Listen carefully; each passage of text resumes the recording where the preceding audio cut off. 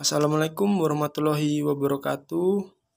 Yang terhormat Bapak Arifa Kurniawan selaku dosen pengampu pada mata kuliah Sistem Informasi Akuntansi.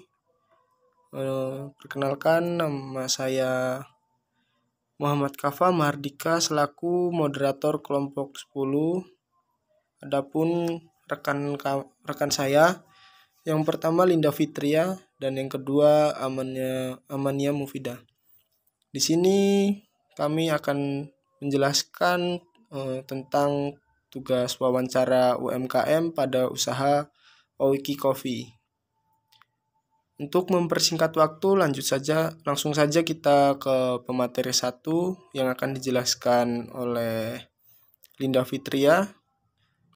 Baiklah, yang selanjutnya pengidentifikasian siklus pendapatan, pengeluaran, produksi, dan manajemen sumber daya manusia serta pengkajian. Untuk siklus pendapatan di UMKM ini belum mendapatkan BEP ataupun timbal balik ke atas modal yang dikeluarkan karena UMKM ini baru buka sekitar 4 bulan yang lalu, sedangkan ketetapan yang ditetapkan oleh owner dalam pengembalian modal yaitu selama 1 periode akuntansi ataupun selama 1 tahun. Untuk pengambilan pelanggan yakni selama 150.000 per hari dengan jam kerja jam 9 sampai jam setengah 6 sore. Ada faktor yang menghambat dalam pengambilan pendapatan yakni ialah faktor alam dan faktor manusia. Lalu yang selanjutnya dalam siklus pengeluaran, dalam siklus ini melakukan pengeluaran untuk pembelian bahan baku serta untuk berbagai macam beban, yang mana dalam siklus pengeluaran ini bertanggung jawab untuk memperoleh informasi mengenai supplier dan harga produk, menentukan supplier dan mengeluarkan order kepada supplier yang dipilih. Dan untuk supplier yang dipilih yakni UMKM lain dengan tujuan untuk saling bahu-membahu antar UMKM. Lalu yang selanjutnya siklus produksi. Dalam siklus produksi di sini di mana setelah barang diterima dari bagian persediaan maka dilakukan pengajuan produksi. Lalu yang kedua adalah bagian produksi membuat rencana produksi, permohonan bahan baku, permohonan tenaga kerja, dan permohonan penggunaan alat produksi. Lalu maka di dalam hal tersebut perlu dicatat dalam bukti pengeluaran bahan baku serta ke dalam buku besar, lalu membuat daftar tenaga kerja yang dipergunakan serta membuat rekomendasi penggunaan peralatan produksi. Dalam UMKM ini penggunaan alat produksi masih berupa alat-alat manual yang dibantu dengan tenaga kerja manusia. Lalu dalam siklus manajemen sumber daya manusia, yang mana UMKM ini memiliki 3 struktur keorganisasian, yang mana struktur tertinggi yaitu owner selaku HRD, lalu di bawah HRD itu ialah bagian finance dan forecasting yang merangkap juga sebagai bagian gudang dan persediaan, lalu yang paling bawah ialah kasir dan karyawan. Lalu yang kelima sistem penggajian. Dalam sistem penggajian di sini dilakukan dengan sistem rekap absensi. Selanjutnya yakni identifikasi pengendalian internal dan kelemahan dari siklusnya. Dalam siklus pendapatan, pengendalian internal yang dilakukan ialah melaksanakan penjualan secara online dan offline guna menggencar pendapatan, yang mana hal ini juga didukung dengan sistem pembayaran terbaru yang didukung oleh Bank Indonesia yaitu KRIS, sehingga memudahkan pelanggan dalam sistem pembayaran. Lalu yang kedua dalam siklus pengeluaran di sini pembelian bahan baku dilakukan selama 1 bulan sekali. Namun ada beberapa waktu pembelian bahan baku selama seminggu sekali tergantung persediaan yang ada di gudang. Hal ini seharusnya diperlukan perencanaan pembelian bahan baku yang tepat guna menghindari double pencatatan karena pembelian bahan baku yang tidak teratur. Selain itu, dalam siklus produksi di sini UMKM ini membeli bahan baku dari UMKM lain. Maka dari itu kami menyarankan untuk membeli bahan baku langsung dari petani kopi agar mengurangi biaya produksi dalam siklus pembelian serta untuk menekan biaya pengeluaran yang ada. Lalu dalam siklus manajemen sumber daya dan penggajian, lemahnya sistem absensi karyawan yang hanya memberikan laporan kehadiran berupa foto manual. Maka dari itu diperlukan pengawasan absensi yang tepat, seperti contohnya fingerprint ataupun sistem absensi karyawan yang lain, sehingga memudahkan dalam mengecek kehadiran karyawan. Terima kasih. Terima kasih pada Linda Fitria yang telah memaparkan materinya. Langsung lanjut ke pemateri kedua, yaitu Amania Mufida. Pada Amania Mufida, waktu dan tempat dipersilahkan. Baik, di sini saya akan menjelaskan flowchart dari masing-masing siklus. Yang pertama yaitu ada siklus pendapatan. Alur dari siklus pendapatan yaitu ada customer atau pembeli. Kemudian dilanjutkan dengan order produk di outlet atau via online. Kemudian ada produk atau barang jadi, selanjutnya diberikan atau dikirimkan, dan melakukan pembayaran, penagihan, dan masuk kepada kas atau pendapatan. Customer atau pembeli di sini dilakukan mulai dari jam kerja yang ditetapkan, yaitu dari jam 9 pagi sampai jam 17.30 sore. Kemudian pembeli melakukan pemesanan produk secara langsung di outlet atau via online. Selanjutnya produk jadi, kemudian diberikan atau dikirimkan ke pembeli atau pelanggan. Setelah dilakukan pengiriman ke pembeli atau pelanggan, atau produk tersebut sudah diterima dari penjual, maka selanjutnya dilakukan penagihan harga sesuai total pembelian customer tersebut. Setelah mengetahui harga tersebut, customer membayar sejumlah harga yang sesuai dengan pembeliannya, lalu diinputlah ke kas dan menjadi suatu pendapatan. Selanjutnya yaitu siklus pengeluaran. Yang pertama yaitu ada pembelian bahan baku. Sebelum melakukan pembelian bahan baku, perusahaan harus mencari terlebih dahulu informasi mengenai supplier dan harga bahan baku yang ditawarkan. Kemudian baru ditentukan supplier tersebut. Selanjutnya mengeluarkan order kepada supplier yang dipilih. Perlu diterimanya terlebih dahulu surat permintaan pembelian barang dan dari bagian gudang. Lalu membuat surat order pembelian untuk supplier dan mendistribusikan surat order tersebut ke bagian gudang, akuntansi, dan penerimaan. Di sini ada bagian penerimaan. Dalam bagian penerimaan dilaksanakan beberapa langkah.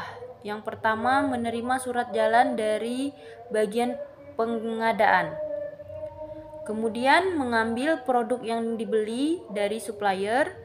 Dilanjutkan dengan memeriksa produk yang diterima. Kemudian produk atau bahan baku tersebut dikirimkan ke gudang dengan dilampiri surat jalan. Kemudian menyertakan surat jalan serta faktur pembelian ke bagian logistik dan bagian akuntansi. Setelah itu surat jalan dan faktur diarsipkan. Dalam bagian selanjutnya yaitu bagian gudang. Prosedur yang dilakukan yang pertama yaitu membuat surat permintaan pembelian berdasarkan stok barang yang ada di gudang. Kemudian surat permintaan pembelian tersebut dikirimkan ke bagian pembelian barang atau logistik. Dilanjutkan dengan mengarsipkan surat permintaan pembelian, lalu menerima barang beserta laporan penerimaan barang, beserta laporan dari supplier. Setelah itu dilakukan pencatatan penerimaan barang ke dalam kartu gudang dan mengirimkan catatan tersebut ke bagian logistik yang akan diteruskan ke bagian akuntansi. Selanjutnya yaitu dalam bagian akuntansi. Prosedur yang dilakukan yang pertama ialah menerima laporan penerimaan produk dari bagian penyimpanan atau gudang. Kemudian menerima faktur pembelian melalui bagian pengadaan produk atau bahan baku. Selanjutnya membandingkan laporan penerimaan produk, surat-surat order pembelian, dan faktur pembelian. Kemudian mencatat apakah pembelian tersebut dilakukan secara tunai atau kredit ke dalam kartu pembelian. Lalu mencatat produk apa sajakah yang dibeli ke dalam kartu persediaan. Lalu dibuat jurnal pembelian, dan yang terakhir mengarsipkan laporan penerimaan produk, surat-surat order, surat jalan, serta faktur pembelian sesuai tanggal yang dilakukan di transaksi tersebut.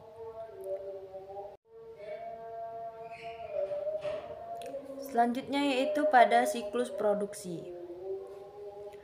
Setelah bahan baku diterima dari bagian persediaan, maka dilakukan pengajuan produksi. Kemudian langkah yang kedua yaitu membuat rencana produksi, permohonan bahan baku, tenaga kerja, dan permohonan penggunaan alat produksi yang berupa surat dalam UMKM ini menggunakan beberapa alat produksi, namun masih juga dilakukan secara manual. Setelah itu bahan baku mendapatkan packing slip dan order pembelian dari pelanggan. Lalu jadilah produk jadi yang siap untuk dijual belikan, dan setelah produk tersebut terjual tidak lupa juga dicatat sebagai laporan produksi barang dan dibukukan dan diarsipkan di bagian akuntansi umum untuk pembuatan laporan pembelian. Selanjutnya yaitu pada siklus manajemen sumber daya manusia. Untuk manajemen sumber daya manusia dalam UMKM ini memiliki 3 struktur keorganisasian, yang mana struktur tertinggi diduduki oleh owner atau pemilik usaha. Kemudian yang kedua bagian finance dan purchasing, yang sekaligus merangkap juga sebagai bagian gudang dan persediaan. Dan yang ketiga ada karyawan yang merangkap sebagai kasir. Selanjutnya yaitu ada siklus penggajian. Dimulai dari bagian owner membuat daftar hadir karyawan, lalu membuat rekap daftar hadir tersebut. Nah, dari rekap daftar hadir tersebut diperiksa dan dihitung berapa gaji atau upah yang harus dibayarkan. Kemudian setelah itu didistribusikan ke bagian akuntansi untuk diperiksa dan dibuatkan surat pembuktian pembayaran, serta dilanjutkan dengan mencatat pembayaran gaji ke dalam jurnal dan dimasukkan ke dalam buku besar. Kemudian gaji tersebut ditransfer atau diberikan secara tunai kepada karyawan. Kemudian setelah proses itu selesai, dilanjutkan dengan membuat bukti atau nota pembayaran yang dilakukan oleh pihak akuntansi. Itu saja penjelasan dari saya. Terima kasih. Terima kasih atas pemaparan materinya Amania Mufidah. Langsung lanjut ke pemateri selanjutnya yang akan dijelaskan oleh saya sendiri. Saran flowchart. Di saran flowchart ini ada beberapa siklus. Yang pertama itu siklus pendapatan, yang kedua siklus pengeluaran, yang ketiga siklus produksi, dan yang keempat manajemen SDM dan penggajian. Siklus pendapatan itu sistem pembayaran yang bisa dilakukan secara online seperti QRIS yang bekerja sama dengan bank. Termasuknya dalam usaha UMKM ini sudah melakukan pembayaran bisa dilakukan secara online. Yang kedua siklus pengeluaran, dilakukan pembelian bahan baku dengan waktu yang teratur tergantung dari stok yang masih ada atau tidaknya. Yang ketiga produksi, mengambil produksi ini. Yang ketiga yaitu siklus produksi. Pada usaha UMKM Oiki Coffee ini mengambil bahan bakunya langsung dari petani, jadi bisa mengurangi biaya produksi dan pengeluaran. Yang keempat, manajemen SDM dan penggajian. Penggajian dalam UMKM Aoki Coffee ini dihitung dari kehadiran karyawan, dilakukan dengan fingerprint ataupun sistem absensi karyawan yang lain agar mudah dalam pengecekan kehadiran karyawannya. Keempat, transaksi pada siklus pendapatan, pengeluaran, produksi, dan siklus manajemen SDM dan penggajian itu dilaporkan dalam laporan keuangan. Mungkin itu saja yang dapat saya sampaikan tentang saran flowchart ini. Kurang lebihnya saya mohon maaf. Mungkin itu saja yang dapat kami paparkan dari tugas wawancara UMKM pada usaha Aoki Coffee. Kurang lebihnya kami mohon maaf. Saya akhiri. Wassalamualaikum warahmatullahi wabarakatuh.